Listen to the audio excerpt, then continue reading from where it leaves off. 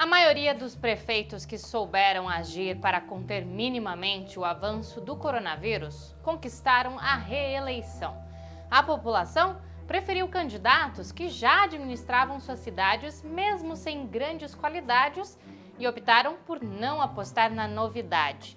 O resultado é a vitória dos partidos da direita mais tradicional. Na entrevista central, o analista político Arthur Araújo, do projeto Cresce Brasil, analisa o que representa este crescimento. E nossa reportagem fala das motivações que levaram o eleitorado a não comparecer ao pleito.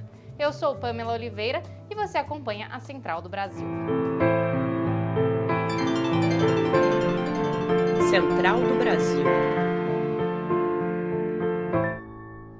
A taxa de ocupação dos leitos de UTI voltou a ficar acima dos 80% em várias cidades brasileiras. No Rio Grande do Norte, a ocupação está em 90%. O Rio de Janeiro teve um aumento de 40% somente em novembro. Da rede de médicos e médicas populares, Aristóteles Cardona fala sobre a segunda onda de coronavírus no país. Embarque imediato. Esse debate surge muito porque a gente tem acompanhado outros locais do mundo, especialmente na Europa, essa segunda onda está bem caracterizada, né? Eles tiveram um primeiro pico no início muito grande, depois teve a queda e agora estão voltando a ter picos importantes. Isso na maioria dos países, né? Inclusive alguns países que não sofreram tanto no primeiro momento, agora estão sofrendo com mais morte, por exemplo, por Covid-19, que é o caso de Portugal. Aqui no Brasil, esse debate ganha uma característica a mais e até, de certo ponto, traz divisões com relação às opiniões, né? Se a gente vive ou não a segunda onda, né? De um lado, há quem defenda que estamos sim, provavelmente, entrando no começo de uma segunda onda, e há quem fale que a gente nem pode falar ainda em segunda onda, porque a gente sequer saiu da primeira onda, né? Mesmo com uma queda no patamar dos números de casos e principalmente de internamentos e mortes nessas últimas semanas, nesses últimos meses mais precisamente, né? Mas a gente começa a ter uma elevação desses números. E mesmo assim a gente sequer saiu de patamares que apontavam ainda centenas de mortes diárias nesses últimos meses. Então os números voltaram a crescer, não somente o número de casos, mas de internamento, e provavelmente a gente vai sentir esses impactos também com relação ao número de mortes. O índice de transmissão da Covid-19 no nosso país tornou-se novamente alto e isso é bastante preocupante para as próximas semanas e exige cuidado redobrado, não somente da população, mas muito fortemente também por parte do poder público. E agora vamos para a parada cultural. A dica é sobre uma cantora brasileira contemporânea que tem música gravada com Chico César. Quem dá a sugestão é a atriz de Pernambuco, Beatriz Cortez. Parada cultural. Hoje eu tô aqui para dar uma super dica de música. O nome dela é Flaira Ferro. Flaira Ferro é uma artista pernambucana que, além de cantora, dançarina, bailarina, começou desde cedo no frevo aqui em Recife e eu sou fanzaça, eu indico todo mundo a ouvi-la. As músicas dela são super potentes e super poderosas, mexem com a gente de um jeito extraordinário. Então, se você não conhece, pesquisa aí Flaira Ferro, que com certeza vai ser inesquecível. As altas porcentagens de abstenção marcaram as eleições. O grande obstáculo foi a pandemia. Mesmo com os municípios operando na fase verde, mais de 12% da população brasileira continua optando por ficar totalmente isolada em seus domicílios para se proteger, segundo o IBGE. Vamos saber mais com Afonso Bezerra.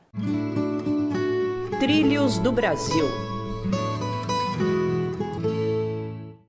57 cidades brasileiras realizaram no último domingo o segundo turno das eleições municipais e registraram o maior índice de abstenção, votos brancos e nulos desde 2000, de acordo com dados do TSE. Ao todo foram 29,5% destes três tipos de comportamento, maior do que no primeiro turno, quando 23,5% do eleitorado optou por não escolher alguma candidatura. Entre os motivos expostos pelos eleitores, a pandemia é o principal, citado pela população para o não comparecimento às urnas ou pela anulação do voto. Foi o que aconteceu, por exemplo, com a economista Conceição Araújo, de Pernambuco, que sempre participou do processo eleitoral. Este ano, ela preferiu ficar em casa, se protegendo do vírus. E mesmo já sendo dispensada do voto há bastante tempo, por causa da idade, eu nunca deixei de votar. Mas esse ano, considerando os riscos a que estaria exposta, mesmo acompanhando os cuidados do TSE, eu achei melhor me abster. Uma razão similar fez Fabiana Cecim, de Porto Alegre, não participar das eleições. Basicamente, eu não votei para não pegar Covid e acho que votar é importante, sempre votei na esquerda, enfim, né? Mas eu pesei os prós e os contras de depositar um voto a mais na eleição ou aumentar o número de pessoas na rua e aumentar o risco das pessoas se contaminar e contaminar os outros, e resolvi ficar em casa. Em Manaus, capital que teve alto índice de contaminação no início da pandemia, o militar da reserva, João Bezerra, também não votou este ano. A família faz parte do grupo de risco e não se sentiu segura para enfrentar as aglomerações na sessão eleitoral. Primeiro, fazemos parte de um grupo de risco, votamos numa área muito populosa e nos sentimos inseguros em comparecermos ao local da votação.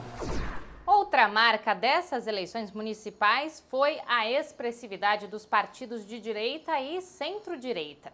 PSDB, MDB e Democratas foram os que mais elegeram candidatos nas 94 maiores cidades do país. Na entrevista central de hoje, o consultor em gestão pública e privada, Arthur Araújo, avalia as vitórias da direita apelidada de Centrão. A entrevista é de Jonatas Campos. Entrevista Central. Hoje conversamos com Arthur Araújo, consultor em gestão pública e privada e membro do projeto Cresce Brasil, liderado pela Federação Nacional dos Engenheiros. Arthur vai conversar um pouco conosco sobre o resultado das eleições de 2020. O PSDB e o DEM venceram as disputas em São Paulo e Porto Alegre contra a esquerda. E o Rio, o DEM venceu contra uma direita conservadora. Na sua avaliação, qual a importância dessas vitórias da direita tradicional nessas três capitais? Evidentemente, fortalece esse segmento da direita, mas eu não creio que isso reflita por completo o quadro eleitoral. Acho que é necessário fazer um exame mais detalhado, caso a caso, que conforme a escolha que se faça de locais e resultados, dá mais ou menos para ter quase qualquer tipo de conclusão.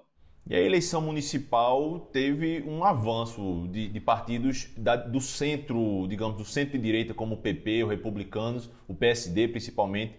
São partidos fisiológicos. E aí a imprensa costuma dizer que Bolsonaro perdeu.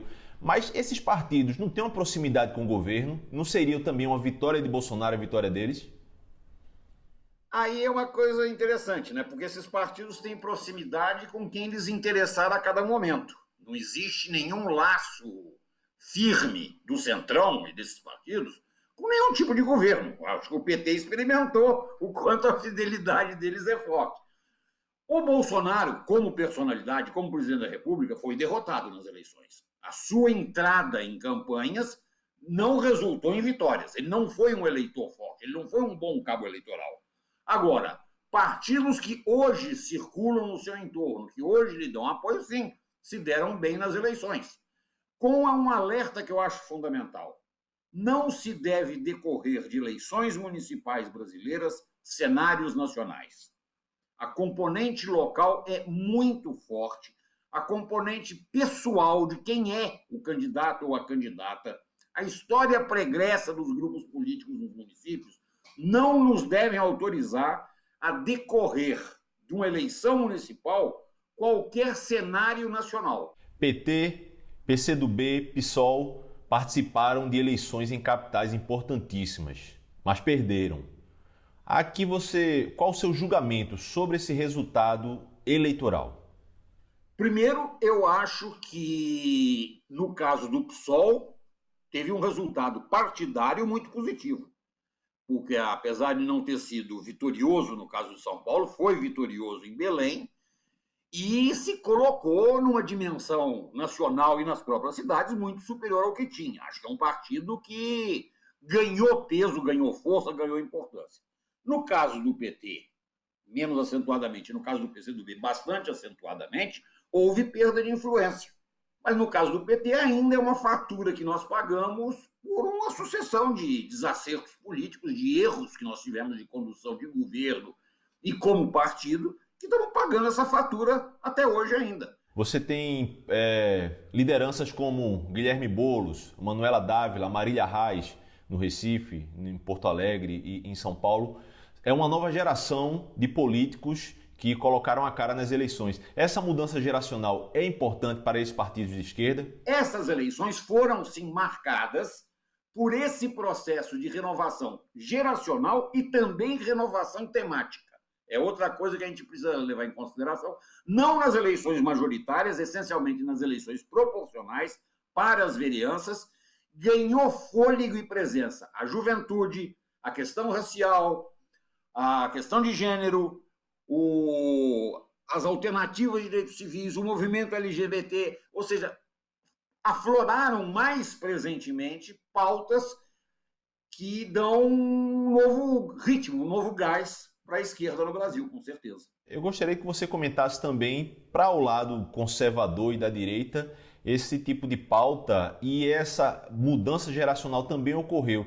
Vai haver uma disputa também, assim, pautas que eram majoritariamente de esquerdas também serão disputadas pela direita no futuro próximo ou até agora? Com absoluta certeza. É só a gente olhar para onde é a origem dessa disputa, que são os Estados Unidos. O debate sobre direitos civis, sobre direitos em geral, é um debate que está em disputa entre a alternativa liberal de seu enfrentamento e a alternativa de esquerda do seu enfrentamento. Ou seja, a pauta em si é disputada. Com certeza isso acontecerá no Brasil. A gente tem uma direita brasileira que é absolutamente direita no que diz respeito à economia e à organização da sociedade, é liberal no sentido clássico da palavra, mas que é absolutamente arejada, moderna, no campo dos direitos civis. Então, essa disputa está colocada, com certeza absoluta. Nesses 2 anos de Bolsonaro, houve um aumento expressivo de militares em cargos civis. A militarização do governo tem respaldado as medidas autoritárias de Bolsonaro na saúde, no meio ambiente, na educação, na defesa. Para preservar a democracia, é necessário construir alternativas à militarização. Manuel Domingos Neto, da Associação Brasileira de Estudos da Defesa, aponta novos caminhos. Novos caminhos.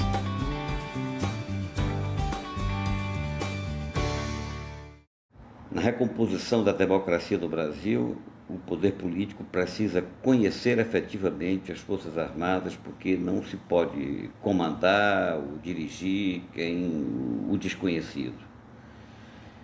E serão múltiplas iniciativas importantes que eu posso listar algumas evidentes. A revisão desses acordos internacionais que têm garantido até agora o equipamento e o armamento das Forças Armadas. Isso é fonte de dependência profunda. Isso não leva a nada, isso é fonte de admiração pelo estrangeiro poderoso da parte dos militares. É necessário que as Forças Armadas se voltem prioritariamente para a defesa externa, e que não intervenham, não se organizem em função de reprimir brasileiros descontentes. É necessário uma mudança profunda de cultura, de valores, uma mexida rigorosa na educação do militar brasileiro. Eu fico por aqui. Você pode conversar com a gente pelo WhatsApp. Mande sua mensagem para o DDD 11 93081 3336. Até amanhã.